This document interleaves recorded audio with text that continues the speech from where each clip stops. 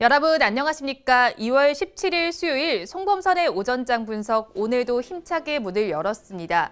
하루 쉬고 열린 어제 미국 증시는 엇갈리면서 마무리를 했습니다. 장 초반에는 분위기가 굉장히 좋았습니다. 3대 지수는 장중에 사상 최고치를 또 기록을 하기도 했는데요. 하지만 그 막판까지 기세를 가져가지는 못했습니다. 경기 부양책 기대감도 감돌고 있고요. 또 경제 지표도 호조세를 보여줬습니다. 하지만 발목을 잡았던 것은 10년 만기 국채 수익률이었습니다. 사상 최고치를 경신하는 모습이 나타나면서 금리 인상 우려감이 시장에 드리워졌습니다. 비트코인도 처음으로 또 5만 달러를 경신하는 모습을 보여주기도 했는데요. 그러면서 지금 비트코인 관련주들도 움직이는 모습이 나타나주고 있습니다. 우리 시장은 양시장이 하락 출발을 했습니다. 그리고 코로나19 상황도 좋지가 못합니다. 38일 만에 또 600명대 위로 올라선 모습이 나타났는데요. 어제 기준으로 집계된 신규 확진자 수는 621명입니다. 개인별 방역 수칙에 조금 더 신경 쓰면서 하루 보내시면 좋을 것 같습니다. 자세한 우리 지수의 상황 살펴보도록 하겠습니다. 장 초반 파란불을 켜면서 출발한 우리 시장은 낙폭을 더 키워가고 있습니다. 코스피 시장은 1.43% 내림세가 나타나주고 있습니다. 3,117선을 지나주고 있고요. 코스닥 시장의 낙폭은 조금 적습니다. 그래도 0.5%대 하락률이 나타나주고 있습니다. 972선에서 거래가 되고 있습니다. 선물 지수도 보시면 1.65% 내림세를 나타냅니다. 420선을 간신히 유지해주고 있는 모습입니다. 양시장에서 등락하는 종목수 살펴보도록 하겠습니다. 코스피 시장에서는 254종목이 오르고 있고 598종목이 내리고 있습니다. 이어서 코스닥 시장에서는 499종목이 상승하고 있고 814종목이 하락하고 있습니다. 양시장의 수급 상황도 살펴보도록 하겠습니다. 그래프를 통해서 먼저 보시면요. 외국인과 기관은 덜어내고 있습니다. 외국인은 1,988억 원, 기관은 7,529억 원을 덜어내고 있습니다. 그 물량은 개인 투자자들이 받아내주고 있는데요. 9,840억 원을 담아내주고 있습니다. 이어서 코스닥 시장도 살펴보도록 하겠습니다. 코스닥 시장에서는 외국인과 기관이 동반 매도를 해주고 있습니다. 외국인은 886억 원, 기관은 560억 원을 매도 우위 나타내주고 있는데요. 개인만이 1,630억 원을 담아내주고 있습니다. 이어서 시가총액 상위 종목들의 분위기도 살펴보도록 하겠습니다.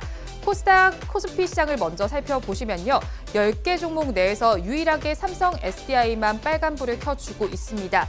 장중에는 52주 신고가를 터치하기도 했는데요. 지금 주가는 80만 6천 원에 거래가 되고 있습니다. 나머지 종목들에는 특별한 이슈가 없는데요. 오늘 은행 관련주들이 오름세를 나타내주고 있습니다. 하나씩 주가 흐름도 살펴보도록 하겠습니다. 먼저 하나금융주제 주가 흐름을 보시면요. 1.75%대 오름세가 나타나주고 있습니다. 앞서 말씀드렸듯이 현지 시간으로 어제 미국의 10년 만기 국채 수익률이 하루 만에 약 10베이시스 포인트가 상승을 했습니다. 1.3%까지 올라주면서 모든 은행주들의 지금 강세 흐름에 뒷받침이 되고 있는데요. 신한지주의 주가 흐름도 보시면요. 지금 0.46% 강부하권에서 거래가 되고 있습니다. KB금융도 살펴보면 지금은 주가가 좀 빠졌습니다. 약부하권에서 거래가 되고 있고요. 기업은행의 주가도 보도록 하겠습니다. 역시나 강부하권에서 거래가 되고 있습니다. 은행주 중에 마지막으로 보실 종목은 우리 금융주입니다. 지금은 보합권에서 거래가 되고 있는 모습이 나타나주고 있습니다. 또 쿠팡과 관련된 종목들도 연일 강세를 보여주고 있습니다. KCTC의 주가 흐름을 보시면요. 지금 가격 제한폭인 29.54%까지 가득 채워서 올라주면서 1,350원에 거래가 되고 있습니다. 역시 제지포장 관련주들도 여전히 좋습니다. 대형 포장을 보시면요. 23%대 급등세를 나타내주면서 3,800원 선에서 거래가 되고 있고요. 영풍제지도 함께 보도록 하겠습니다. 영풍제지는 15% 가까운 상승률을 보여주면서 거래가 되고 있습니다. 이어서 코스닥 시장도 살펴보도록 하겠습니다. 코스닥 시장 어제 뜨거웠던 종목이 바로 HLB였습니다. HLB 어제 파란불을 켜더니 오늘은 지금 그래도 빨간불을 켜주고 있습니다. 허위 공시와 관련해서 자사에서는 또 해명하는 유튜브 채널을 통해서 공식 영상을 내놓기도 했는데요. 그러면서 주가는 다시 빨간불을 켜내고 있습니다. 하지만 어제 낙폭에 비해서는 이 주가가 지금 급등이다라고는 보기가 어려울 것 같은데요. HLB는 지금 0.6%대 상승률을 기록을 해주고 있습니다. HLB 제약도 함께 주가 흐름을 보도록 하겠습니다. HLB 제약의 주가 흐름을 보시면요. 지금 역시나 오름세가 나타나주고 있습니다. HLB 제약도 오름세 나타내주고 있고요. 이어서 함께 살펴보실 종목은 HLB 생명과학입니다. HLB 생명과학 역시도 조금의 반등이 나타나주고 있지만 큰 폭의 상승세는 나타나지 않고 있는 모습입니다. 이어서 카페24의 주가 흐름도 보도록 하겠습니다. 지금 카페24의 주가 흐름을 보시면요. 13%대 오름세가 나타나주고 있습니다. 42,650원에 거래가 되고 있습니다. 그리고 앞서 말씀드렸듯이 비트코인이 사상 처음으로 장중 5만 달러를 경신을 했습니다. 그러면서 관련주가 오늘 움직여주고 있는데요. 우리 시장에서 오늘 주목해보실 종목은 다날입니다. 다날은 가상화폐인 페이코인 운영사인 다날 핀테크의 페이코인 앱을 통해서 비트코인 결제 서비스를 우리나라 최초로 상용화한다고 오늘 밝혀줬습니다. 그러면서 가격 제한폭인 29.96%까지 올라주면서 거래가 되고 있습니다. 이어서 살펴보실 종목은 덴티스입니다. 덴티스는 임플란트와 덴탈 장비 전문 업체인데요. 올해 사상 최대 실적이 기대된다라는 전망이 전해지면서 지금 12% 거의 13%대 가까운 상승률이 나타나주고 있습니다. 역시나 또 쿠팡과 관련된 종목 코스닥 시장에서도 오늘도 잘 가고 있습니다. KTH인데요. KTH는 23%대 오름세가 나타나면서 거래가 되고 있습니다. 이어서 양시장에서 업종별로는 어떤 움직임을 보이고 있는지 코스피 시장을 먼저 살펴보도록 하겠습니다. 지수가 좋지 못한 만큼 상승하는 업종은 적은 상황입니다. 지금 종이 목재에서 지금 5%대 상승률이 나타나주고 있고요. 뒤를 이은 업종은 비금속 광물과 전기가스업, 보험, 은행 등의 업종이 전거래일보다 상승세를 나타내주고 있습니다. 반면에 대다수의 업종에서 파란불이 켜져 있는데요. 기계와 운수 장비, 전기, 전자, 서비스업, 그리고 의약품 등의 업종에서 파란불이 켜져 있습니다. 이어서 코스닥 시장의 업종별 흐름도 보도록 하겠습니다. 코스닥 시장에서는 인터넷과 정보기기, 통신방송 서비스, 통신 서비스 등의 업종에서 전거래보다 상승세가 나타나주고 있습니다.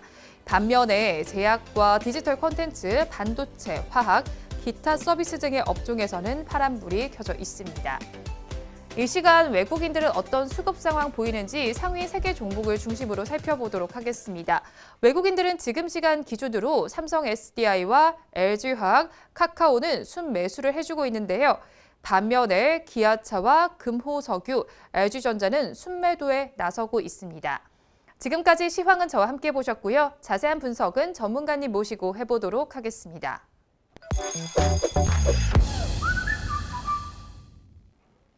본 방송은 라이브 스트리밍을 통해서 진행되고 있습니다. 매주 월요일부터 금요일 오전 10시부터 함께 하실 수 있는데요. 유튜브에서 바른경제TV라고 검색하시면 시청하실 수 있습니다. 송범선의 오전장 분석 본격적으로 출발해 보도록 하겠습니다. 오늘도 저희 방송 보시면서 궁금하신 종목들은 댓글로 남겨주시고요. 댓글을 주실 때는 매수가와 비중까지 남겨주시면 저희가 조금 더 꼼꼼하게 분석해 드리도록 하겠습니다. 그리고 공개적으로 댓글 남기기 부담스러운 분들께서는 위에 나오는 번호로 성함만 보내주시면 좋겠습니다.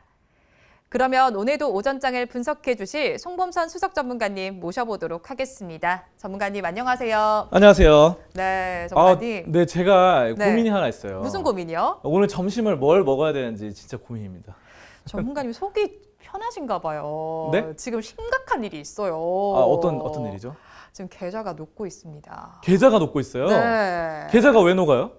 이렇게 심각한 일이 벌어지고 있잖아요. 지수가 이렇게 안 좋으니까 계좌가 녹아내리고 있는 거죠. 아니, 계좌가 왜 녹아요? 이미 다 녹은 거 아닙니까? 전문가님 그렇게 말씀하시면 안 돼요. 큰일 나요, 저희. 아, 네. 아, 농담이고요. 네. 아, 사실 어제 눈이 많이 왔잖아요. 그렇죠. 눈이 많이 와서 지금 길에 보니까 눈이 다 녹았더라고요. 네. 네, 그래서 여러분들 계좌는 네. 점점 불태우시면 됩니다. 다시 한번 불태우면 됩니다. 네, 맞아요. 지금 네. 오늘 날씨만큼이나 지금 오늘 지수는 좀 차가운 상황인 것 같습니다. 모두 네. 파란불을 켜내주고 있는데요.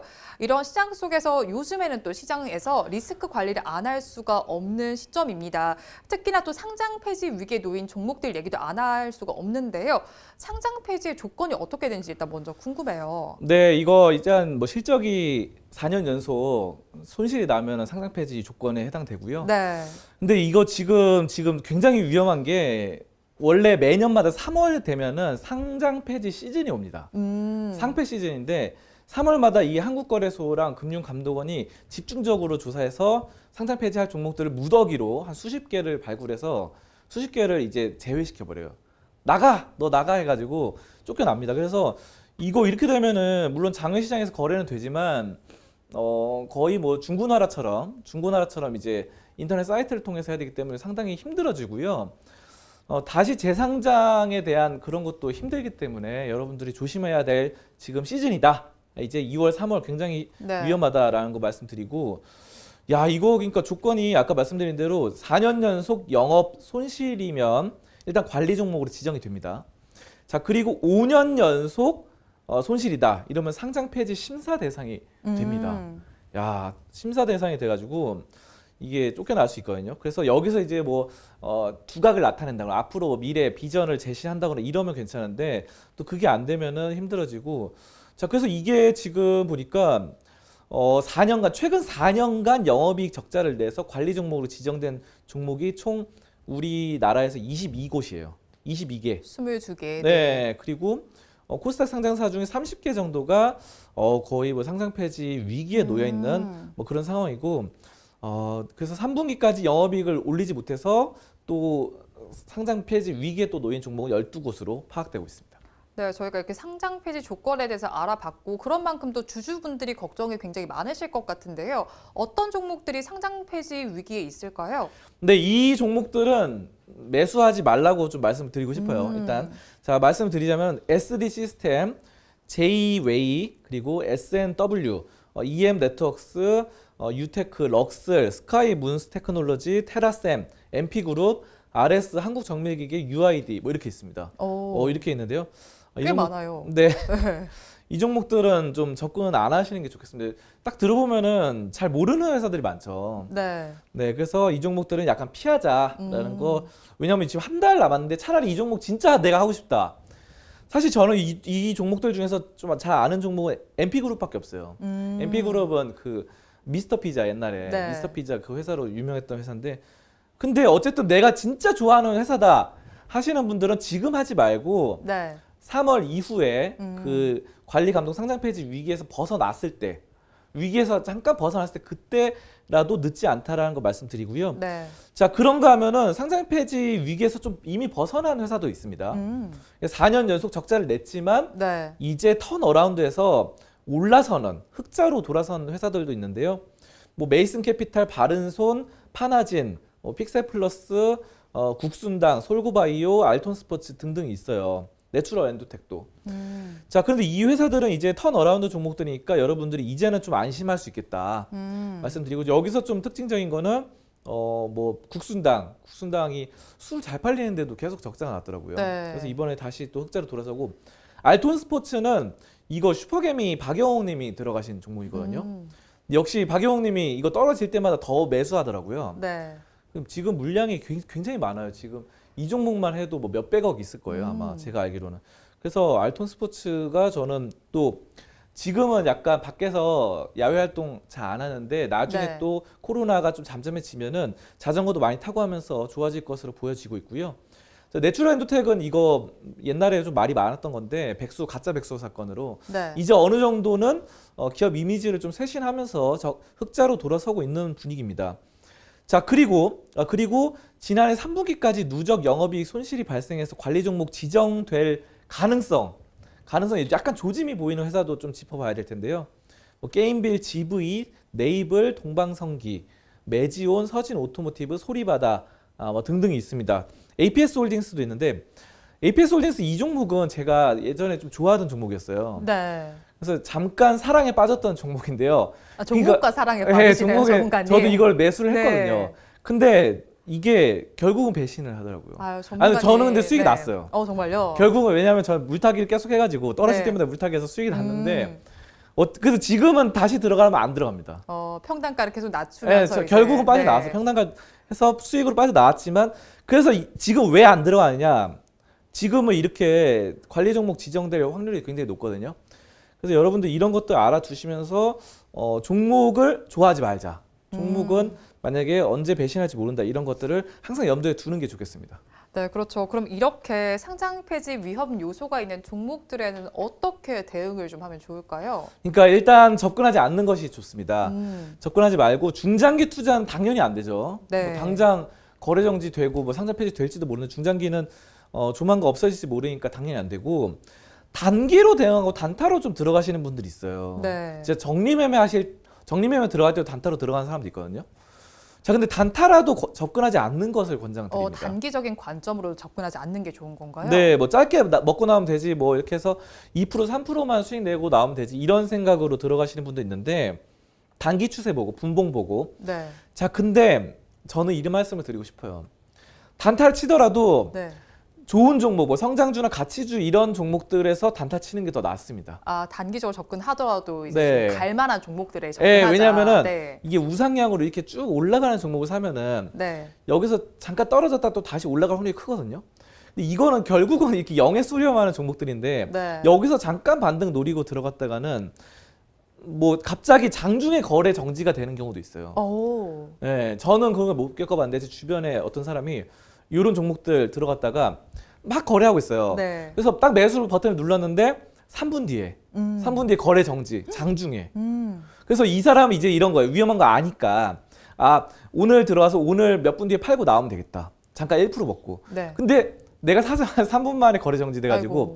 이게 막 1년 가고 했는데 결국은 1년 뒤에 정리매매 상장 폐지되는 이런 거를 여러분들 안 겪어보신 분들이 있는데 그래서 아예 접근을 안 하시는 게 좋겠고요. 자, 그렇다면 뭐 좀 접근을 하는 종목 어떤 거냐? 워렌 버핏 뉴스가 오늘 나왔더라고요, 아침에. 네. 워렌 버핏 님이 또 새로운 종목을 매수했어요. 비밀 종목을. 네.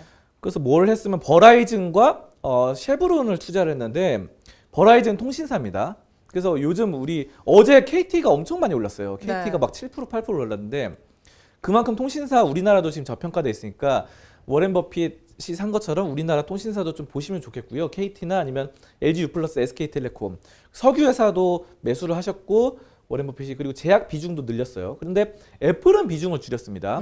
그래서 약간 기술주를 안 좋게 보는 것 같아요. 그래서 여러분들도 이제는 예전에 많이 올랐던 2020년 많이 올랐던 기술주보다는 뭐 통신사, 석유 이쪽을 좀 더 보는 게 좋겠다. 뭐 이렇게 말씀을 드리겠습니다. 네, 아무래도 지금 시장에서는 리스크 관리가 필요한 시점입니다. 그리고 특히나 이제 상장 폐지 위기에 놓인 종목들이 있는데요. 그런 종목 피하라는 점에서 저희가 이 주제를 선정을 해봤습니다. 방금 전에 전문가님께서 언급해주신 업종에 먼저 중심적으로 접근을 해보시고요. 이런 종목들을 웬만하면 접근하지 않는 것이 좋을 것 같습니다. 이어서 다음 주제는 화면으로 보겠습니다. 이번 주제 보도록 하겠습니다. 아무래도 이 종목 이야기를 안 하고 넘어갈 수가 없을 것 같습니다. HLB가 어제 급락을 했습니다. 종가 기준으로는 27.24% 하락을 했고요. 또 장중에는 하한가를 기록하기도 했습니다.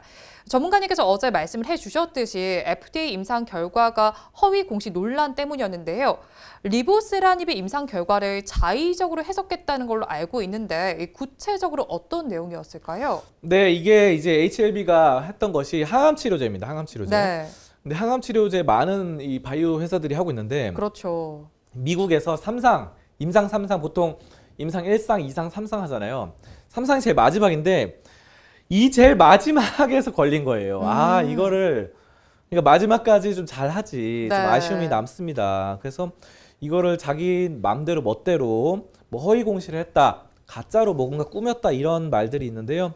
그래서 FDA에서 난리가 났고 여기에 투자하신 분들이 정말 난리가 났죠. 그래서 뭐 금융당국의 요청을 받은 후에 이에 대해서 소명하고 있는 상황으로 확정하지 않은 사실이 섣불리 뭐 기사화됐다.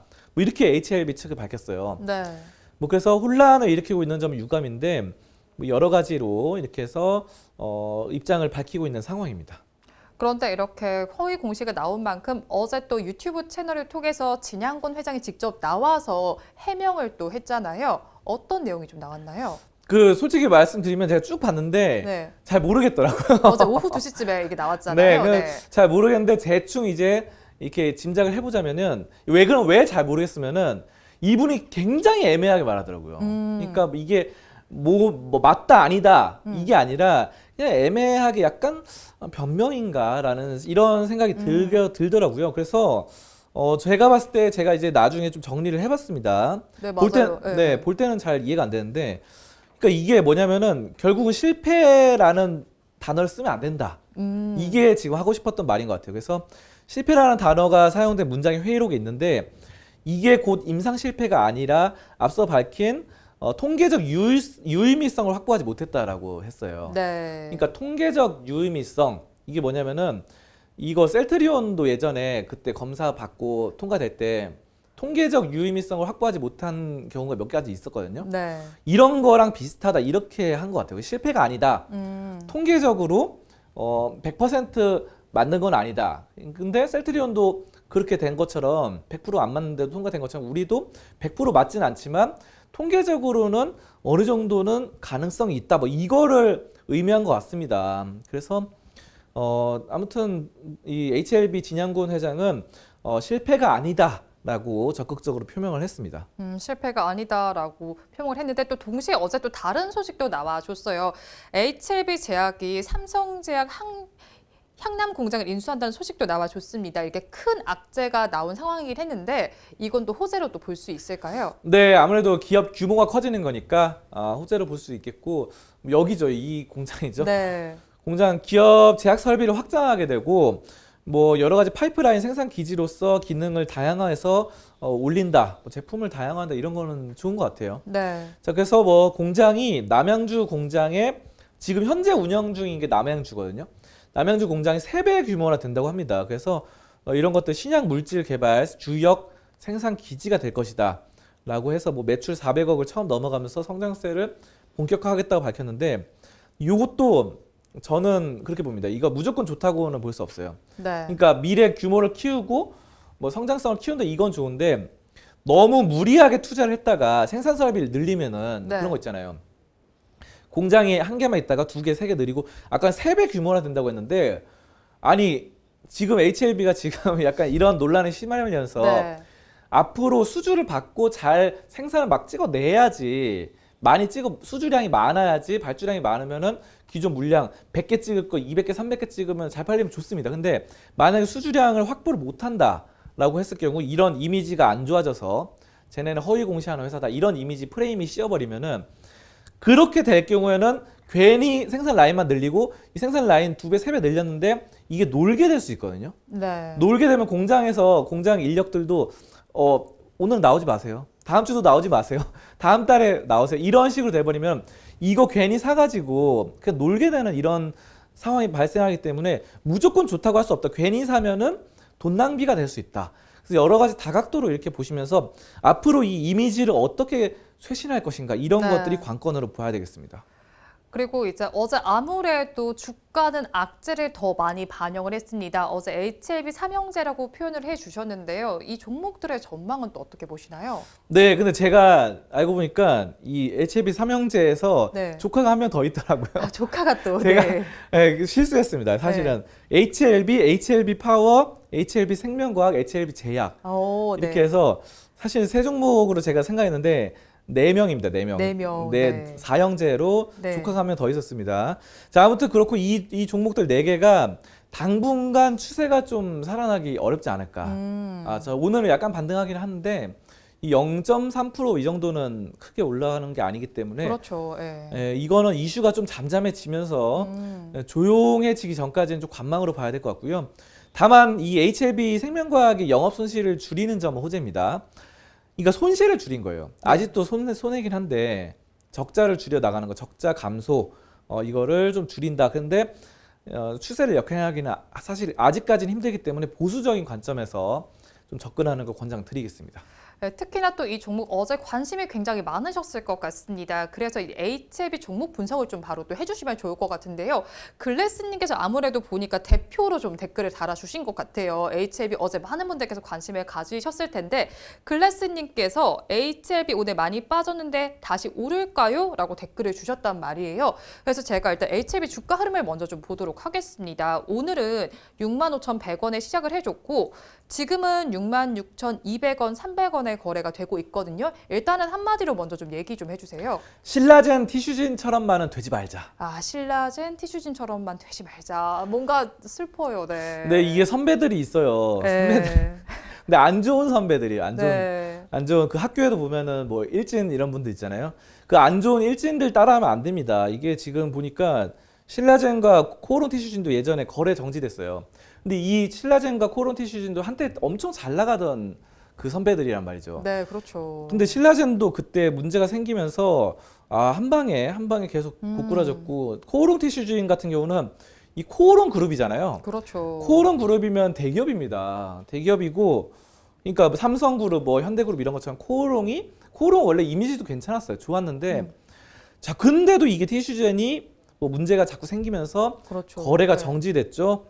자, 그래서 이거 지금 상장 폐지설에 휘말리고 있고 이렇게 되면 안 됩니다. 그래서 여러분이 HLB 좀 조심해야 된다. 거래 정지. 근데 헬릭스미스도 비슷한 경우입니다. 헬릭스미스는 거래 정지는 안 됐어요. 네. 근데 이런 비슷한 헬릭스미스 같은 경우도 임상 3상에서 약간 부정한 그런 것들이 발견되면서 안 좋게 끝난 경우입니다. 그래서 이것처럼 거래 정지만 되지 말자. 이것만 좀 바라고 있는 약간은 지금 기도매매 같은 그런 네. 시점이고요. 이 난관을 잘 이겨 나가서 HLB가 거래 정지되는 일을 피했으면 좋겠습니다. 자, 그래서 앞서서 이제 또 HLB 관련된 내용들 좀 네. 자세히 살펴봤는데 차트 위주로 좀 알아보도록 하겠습니다. 네. HLB 차트를 보겠습니다. 내용 관련된 부분은 뭐 본방송 보시면 될 것 같고 차트가 이제 급락을 했어요. 그래서 급락했는데 불신이 생긴 상황이라서 추세적으로 하방으로 봐야 됩니다. 그래서 이게 기업의 이미지가 예전에 그런 거 있잖아요. LG 그러면은 뭐 사랑해요 LG 이런 거 있잖아요. 이런 거 왜 찍는지 아세요? 기업 이미지를 더 좋게 네, 하려고. 그냥 네. 로고송이잖아요. 네. 그냥 LG의 냉장고 소개하는 게 아니라 그냥 기업 이미지 브랜드. 네. 뭐 또 하나의 가족, 삼성 이런 CF를 찍는데 그렇죠. 이거는 네.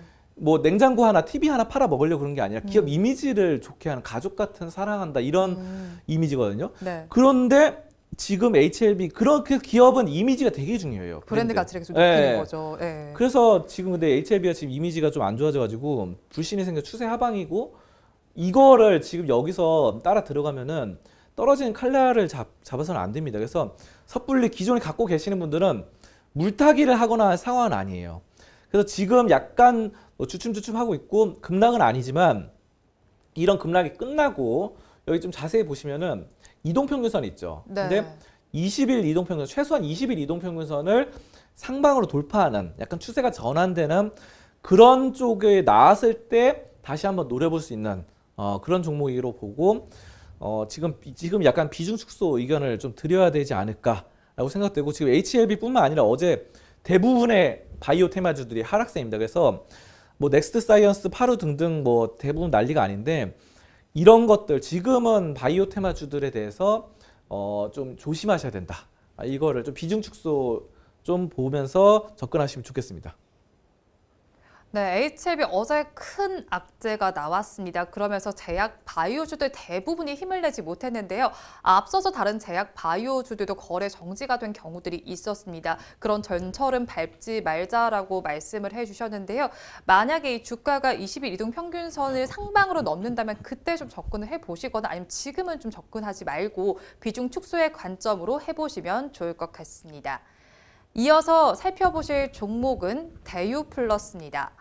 대유플러스는 정지윤님께서 댓글을 주셨는데 저희가 이 종목을 분석에 들어가기 전에요, 전문가님. 네. 저희가 자기소개를 좀 해야 될 것 같습니다. 자기소개하. 네, 자기소개 게임을 네. 좀 해야 될 것 같아요. 왜냐하면 정지윤님께서 저희 이름을 조금 잘 모르셨더라고요. 그래서 저희가 한 네. 명씩 좀 자기소개 타임을 가져보면 좋을 것 같습니다. 앵커님 누구십니까, 앵커님? 네, 안녕하십니까. 바른경제TV의 안방만님, 백선혜 앵커입니다. 네, 전문가님 소개해 주세요. 저는 송범선 전문가입니다. 네. 반갑습니다. 네, 정지윤님께서 잘 들으셨을 거라 믿고요. 이제 어떻게 여쭤봤는지 좀 읽어볼게요.